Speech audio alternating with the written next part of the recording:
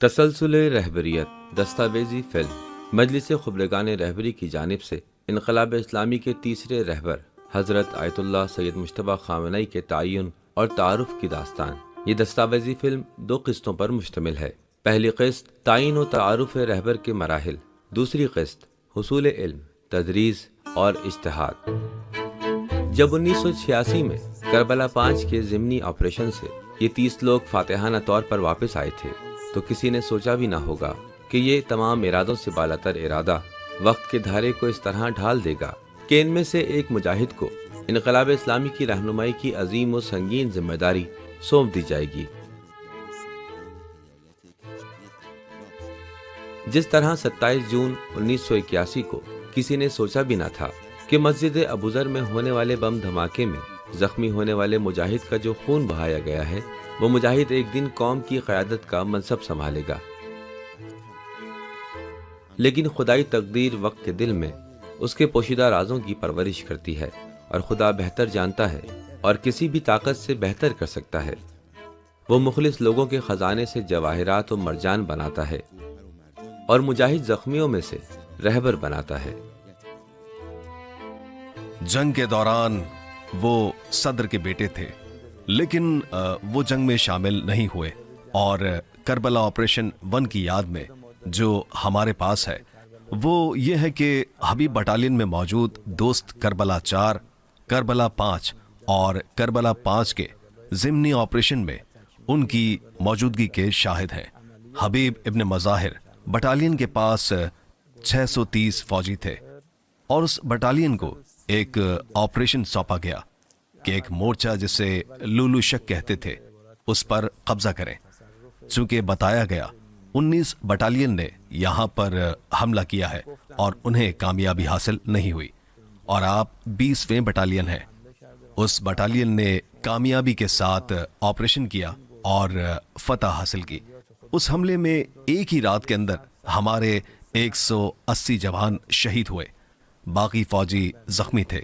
تقریباً 30 سے بھی کم فوجی صحیح رہے تھے۔ وہ ان 30 افراد میں سے ایک ہیں جو اس سخت جنگ میں صحیح و سالم بچ گئے تھے۔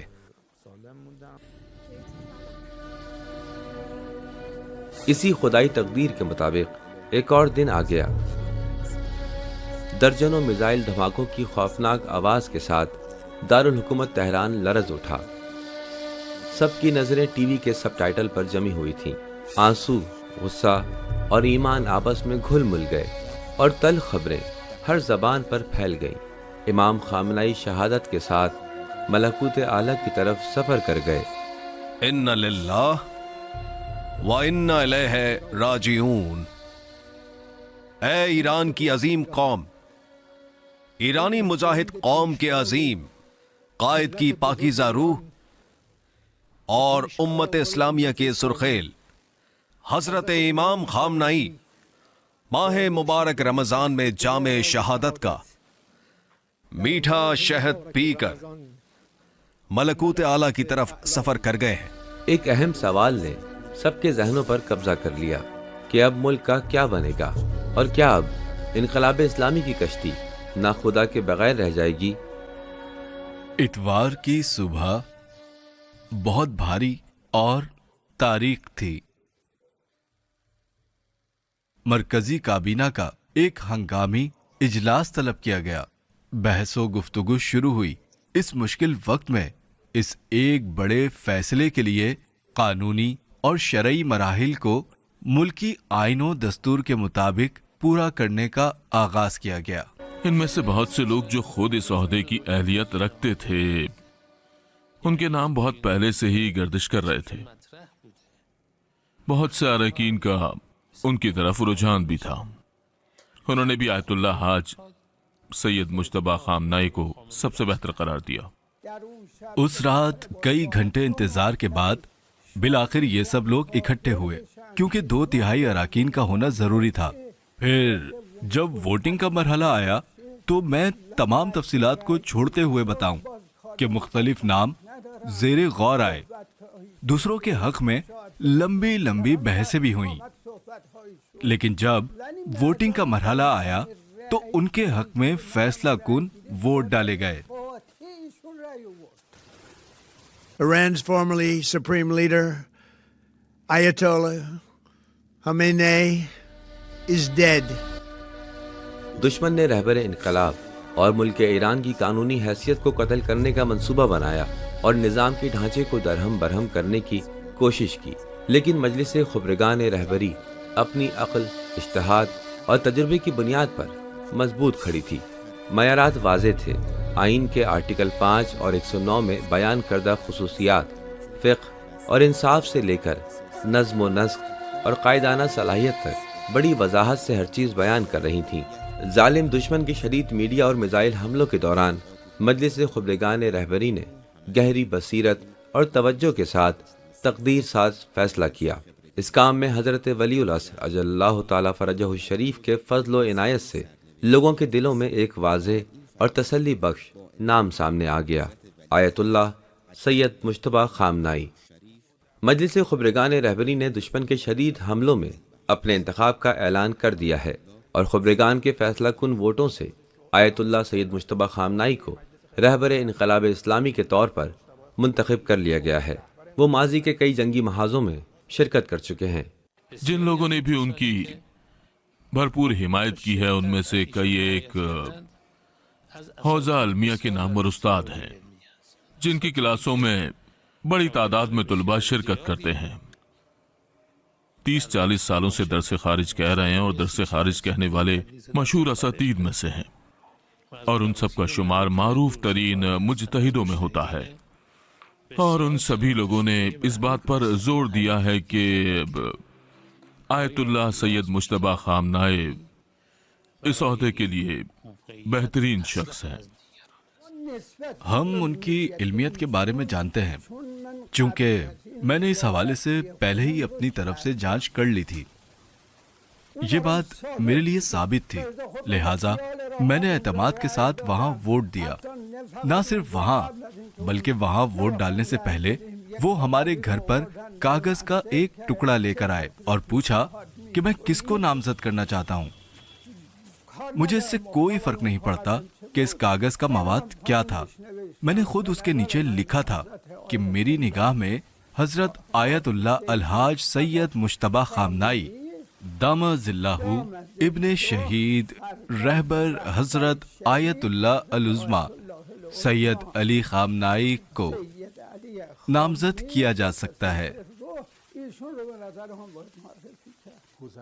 نوجوان علماء جو اپنی عزیز و قیمتی زندگی کو محترم و قابل بھروسہ اساتذہ سے حصول علم کے لیے مختص کرنا چاہتے ہیں، ان میں سے کچھ بہت کم آپ فرض کر لیں ان کے والد گرامی کی وجہ سے ان کے درس میں شرکت کرنا چاہتے ہیں، لیکن ہر کوئی تو ایسا نہیں ہے۔ وہ اپنا وقت، اپنی جوانی لگاتے ہیں، وہ علمی بات چاہتے ہیں، وہ سبق و مباحثے کی تلاش میں ہے۔ جب لوگوں کی ایک بڑی تعداد ان کے دروس میں شرکت کی درخواست کرتی ہے تو یہ واضح ہو جاتا ہے کہ ان کے دروس ان کے لیے مفید ہیں۔ ہیجان و پریشانی کی گھڑی ہے، لیکن مجلس خبرگان کے اراکین اس صورتحال سے نکل کر ایران کی تقدیر کا فیصلہ کرتے ہوئے کسی تعلق کو ملحوظ خاطر نہیں رکھتے۔ دشمن کے میڈیا اور حتیٰ کہ میزائل حملوں کے درمیان قوم کے منتخب مجتہدین نے کسی مذہبی دلیل اور تقدیر ساز فیصلے تک پہنچنے کے لیے بغیر کسی واقفیت یا روایتی رکھ رکھاؤ کا خیال رکھتے ہوئے تمام مجوزہ ناموں کی جانچ پڑتال کی۔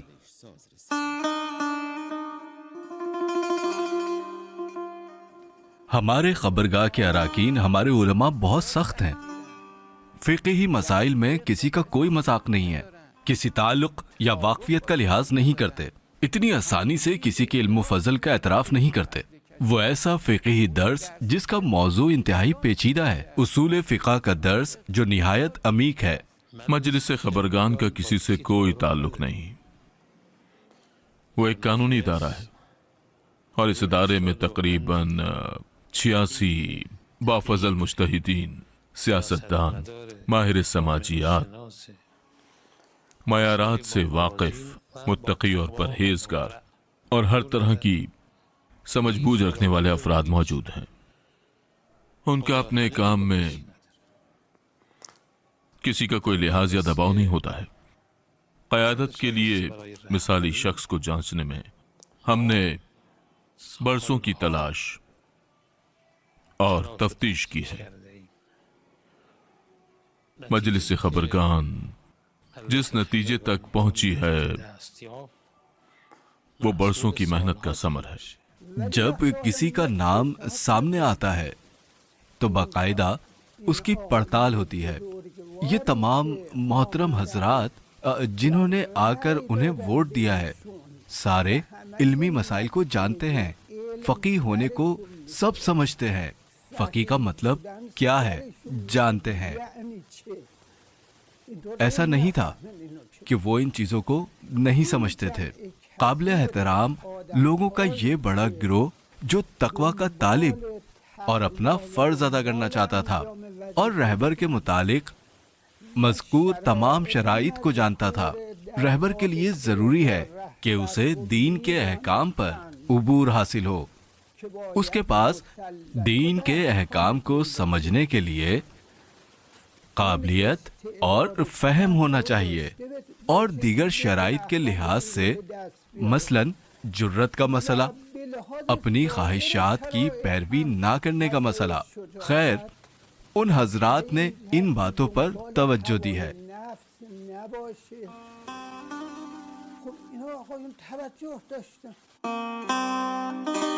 नए रहबर शानदार इखलाकी सिफात के हामिल हैं, मुतलक इज्तिहाद का आला मकाम और फतवा जारी करने का ओहदा रखते हैं।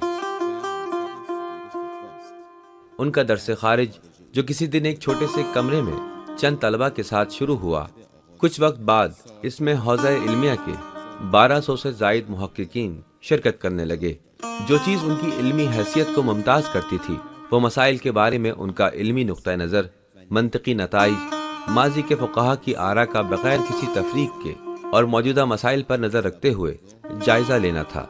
इस अंदाज ने उन्हें जमूद, इंतहा पसंदी और बिला वजह की रोशन फिक्री से दूर रखा, नीज़ आपको फ़िक़्ह की अज़ीमुश्शान राह की तरफ आगे बढ़ाया। एक दिन आयतुल्लाह जज़ायरी ने उनके साथ इल्मी गुफ्तगू की। कहते हैं, सैयद ने पूछा कि क्या आप आज मेरा इम्तिहान लेना चाहते हैं? आयतुल्लाह ने कहा, नहीं, बस यूं ही इल्मी गुफ्तगू करना चाहता हूँ। उन्होंने एक इल्मी मसला पेश किया। हजरत आयतुल्लाह सैयद मुश्तबा खामनई ने अपनी राय का इजहार किया। आयतुल्लाह जज़ायरी ने कहा कि आपकी उस राय पर आयतुल्लाह बरोजर्दी के 2 एतराज़ात हैं। आयतुल्लाह खामनई ने उन 2 एतराज़ात का मुदल्लिल जवाब दिया। फिर आयतुल्लाह जज़ायरी फ़िक़ही अबवाब पर उतरे। हजरत आयतुल्लाह अलहाज सैयद मुश्तबा खामनई ने कहा, लगता है आप मुझे उन इल्मी मसाइल में मगलूब करना चाहते हैं। आयतुल्लाह जज़ायरी ने कहा, नहीं, ऐसा नहीं है। आपने जो जवाब दिए हैं ये काबिल गौर है। उन पर क्या कोई मजीद एतराज हो सकता है या नहीं, मैं उसको परखूंगा। खैर, ऐसा शख्स जिन्होंने एक बड़ी इल्मी शख्सियत के साथ तबादला ख्याल किया, वो बाद में कहते हैं कि बिलाशुबा जनाब सैयद मुश्तबा हकीकत में एक मुज्तहिद है। वो खुद मुहक्किक और माहिर तालीम है। एक तवील अरसे तक उनके दर्स में बहुत ज्यादा शिरकत हुआ करती थी। बहुत से उलमा और तलबा ने उनकी खिदमत में हाजिरी का शर्फ हासिल किया है। और वाज़ेह है कि अगर कोई उस्ताद आला तालीमी पस मंजर का हामिल ना हो तो उसे अमूमन बहुत से शागिर्द नहीं मिलते। इल्मी नुक्ता नज़र से कहा जा सकता है कि इसमें कोई शक नहीं कि बहम्दुलिल्लाह वो इस उन्वान के मुस्तहिक हैं जो उमर इब्ने हंजला की मशहूर रिवायत में आया है। फरमाया कि मन नजर फी हलालना व हरामना व अरफा अहकामना फ़क़द जालतु अलैकुम हाकमा। इस मुबारक रिवायत में मयार ये है कि जब कोई आलिम दीन इस्लाम व अहले बैत के हलाल और हराम पर निगाह रखता हो और अहकाम से वाकिफ हो, इमाम मासूम के हुक्म के मुताबिक उसे तुम पर हाकिम बनाने का मयार यही है। इस सिलसिले में इस बात में कोई शक नहीं कि आयतुल्लाह सैयद मुश्तबा खामनाई दामजिल्लाहु आली इस मनसब के अहल हैं। हम उन्हें करमाचा के आयतुल्ला ममदूही की फलसफियाना गुफ्तगू में देखा करते थे। वो मुसलसल एक दर्स से दूसरे दर्स की तरफ जाते, एक इल्मी नशिस्त से उठकर दूसरी इल्मी नशिस्त में पहुंचते। इसके साथ साथ उनकी रूहानी दिलचस्पी यहाँ तक थी कि वो अक्सर अरफा की महफिल में दिखाई देते, जैसे आयतुल्ला नासरी, दौलत आबादी, आयतुल्ला सैयद काशानी, आयतुल्ला सादत परवर, आयतुल्ला अल-उज़्मा, आगा बहजत, आयतुल्ला खैफी गिलानी जैसी और भी बहुत सी रूहानी शख्सियात के साथ उनकी मौजूदगी से अंदाजा लगाया जा सकता है। ये चीज उनकी रूहानियत के साथ दिलचस्पी को जाहिर करती है। वो भी ऐसे फिक्री व अक़लानी जहन के साथ। फिर ये कि इसके अलावा वो एक सियासतदान, मुत्तकी और परहेजगार, खुदा खौफी रखने वाले मुंतजिम भी हैं, और साथ ही साथ हम तालिबे इल्मों की तरह आम आदमी जैसी जिंदगी गुजारते हैं। इन तमाम मुमकिना मादी इम्कानात में से जो उनके लिए दस्तयाब थे, उनकी ज़ाती ज़िंदगी उनके तर्ज ज़िंदगी का सबसे ज़्यादा सबक आमूज हिस्सा थी। ज़ाती मामलात के लिए मुल्की ख़जाने से कुछ भी नहीं लिया। सादगी उनकी ज़िंदगी का निचोड़ थी। गोया ये सादगी इस सारे इल्मी मराहिल के परवाज़ के लिए एक ज़मीना साजी थी। जितना ज़्यादा इल्म उतनी ही ज़्यादा सादगी, क्योंकि सारी ग़ैबत इमाम की तारीख़ में शिया फ़क़ी उलमा की सीरत किफ़ायत शारी और ज़ुहद के हमरा रही है। उनकी तरफ से कभी किसी ओहदे पर फाइज होने के लिए कोई बातो बयान, कोई कदम व इजहार या कोई ख्वाहिश और इशारा नहीं किया गया। आला क़यादत के मनसब को तो छोड़ें, ये एक बहुत ही आम आदमी थे। एक बहुत ही पुरवकार जिंदगी के साथ, गैर मामूली आजिज़ी के साथ उन्होंने जिंदगी बसर की है। बुजुर्गों, मुत्तकियों और सालेहीन का तर्ज अमल ऐसा ही था, और अल्हम्दुलिल्लाह वो इल्म के एतबार से, तक़वे के लिहाज से, अखलाक के हवाले से और दीगर शराइत के तहत भी अल्हम्दुलिल्लाह मुकम्मल अहलियत रखते हैं। वो इन सालों में एक आम तालिब इल्म और हौजा के उस्ताद की तरह महाना वजीफे पर जिंदगी बसर करते रहे हैं। अगरचे वो एक बड़ी शख्सियत के बेटे थे, लेकिन सादा जिंदगी बसर करते थे। वो जिस किस्म के मामूली लिबास पहनते थे, उनके जूते, जब हमने उन्हें अभी हाल ही में देखा और उनके मामूली जूतों को देखा, तो हम सोच भी नहीं सकते थे कि ये जूते इस शख्सियत के हैं। बिल्कुल आम सस्ते जूते थे। बहुत ही सादा जिंदगी थी उनकी। उनकी सादा जिंदगी उनके लिए मुनफरिद नहीं है। वो एक ऐसा खानदान है जो सादा जिंदगी गुजारता है। चाहे शहीद रहबर हो, हमारे प्यारे हर दिल अजीज कायदो रहबर, चाहे वो शहीद कायद के बच्चे हों, चाहे वो मौजूदा सुप्रीम लीडर हों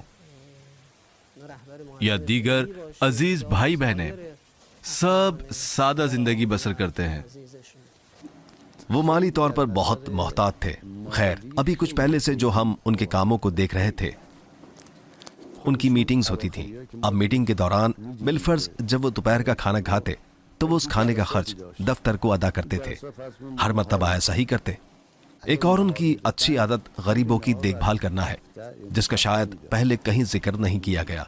वो बड़े पैमाने पर गरीबों का ख्याल रखते हैं, दावों के बगैर, किसी मंसूबे या शोर शराबे के बगैर, रिकॉर्ड करने या शोहरत हासिल करने की ख्वाहिश के बगैर। एक इलाका है बनाम दरवाज़ा गार। इलाका इंतहाई पसमानदा है।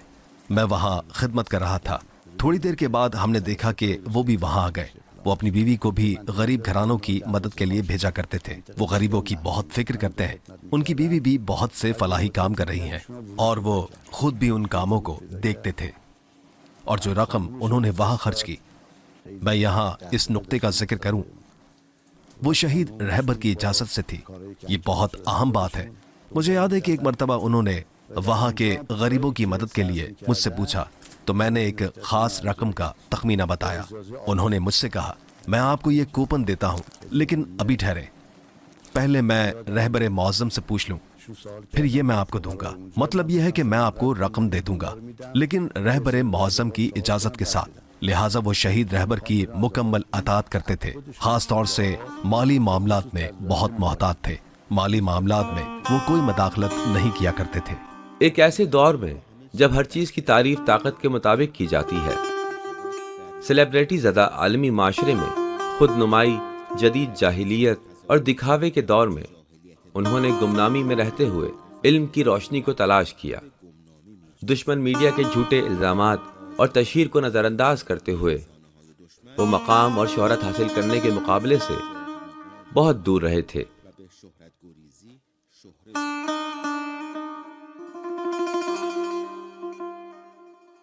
میں ایک گواہی اور بھی دوں گا کہ انہوں نے صرف اپنی قیادت کی طرف ایک قدم نہیں اٹھایا، بلکہ انہوں نے ایسے کام بھی کیے تاکہ انہیں رہبر کے معیارات میں شامل ہی نہ کیا جائے، اور اپنے عظیم شہید والد کی طرح ہمیشہ اس منصب سے بھاگتے رہے۔ آج ہمارا عظیم رہبر واضح ہے کہ وہ کبھی نفسانی خواہشات کے پیچھے نہیں گئے۔ انہوں نے کبھی کوشش نہیں کی کہ ثابت کریں کہ میں کون ہوں، میں کیا ہوں۔ وہ ان چیزوں کے پیچھے نہ تھے اور نہ ابھی ہیں۔ ان کی پرہیزگاری اس قدر زیادہ ہے کہ جو انہیں اس طرف جانے سے روکتی ہے۔ اگر آپ نے رہبر معظم کی ملاقاتوں کی ویڈیوز کو دیکھا ہو تو آپ محسوس کریں گے کہ سید مجتبیٰ کیمرے کے سامنے بالکل نہیں آتے تھے۔ البتہ رہبر معظم کے سارے بیٹے ہی ایسے تھے، لیکن ان آخری دنوں میں وہ کبھی آ جاتے تھے، لیکن سید مجتبیٰ کبھی دکھائی نہیں دیے۔ وہ اصل میں گمنام تھے۔ نئے رہبر کے اعلان کے ساتھ ہی قوم کئی دنوں کے انتظار کے بعد پرسکون ہو گئی۔ خدا کی ابدی طاقت پر ایمان اور بھروسے پر مرکوز سماجی ہم آہنگی ایک روشن مستقبل کی امید بن کر ابھری۔ زندگی کے تمام شعبوں سے تعلق رکھنے والے لوگ رہبر معظم انقلاب سے وفاداری کا عہد کرنے سڑکوں پر نکل آئے۔ شہید رہبر چلے گئے مگر ولایت کا نظام قائم رہا۔ جہاد اور علم کے قلب سے ابھرنے والا پرچم اسلامی انقلاب کے دوسرے مرحلے میں ایک نئی اسلامی تہذیب کی تعمیر کے راستے پر چلنے کے لیے پہلے سے زیادہ شاندار انداز سے لہرائے گا، اور اس پرچم کو منتظر موعود اور نوع انسانی کے نجات دہندہ کے حوالے کرے گا۔ امام در همین حال که هستن تشبیه میشه به مثل خورشید پشت ابر، باز نور داره. این نیست که دیگه حالا که ابر آمد دیگه همش شب بشه، روز نداشته باشیم. نه، هست.